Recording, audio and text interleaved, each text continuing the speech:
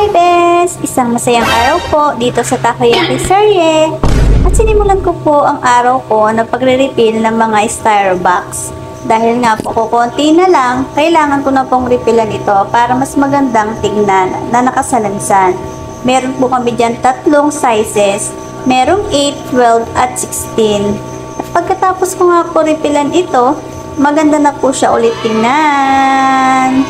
Pagkatapos ko nga po mag-refill ng mga Starbucks, meron nga pong pumasok order sa atin. True call na lang po ito mga best at inassemble ko na nga po agad ang order ni customer. At i-deliver din po ito ng ating rider mga best. Hindi pa nga po ulit open ang ating store dyan mga best. At wala pa nga pong 2 PM dyan mga best. At natapos ko na nga po assembly ng order ni customer. Kita nyo naman mga best, kakatapos ko lang po talaga dyan maligo.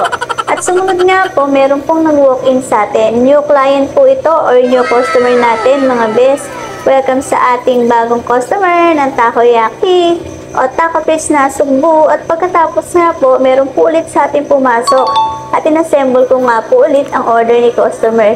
Usually, ganito po ang aking ginagawa araw-araw dahil made to order nga po ang Takoyaki. Pagkatapos nga po ay hihintayin daw ni customer or babalikan daw ni customer ang kanyang order.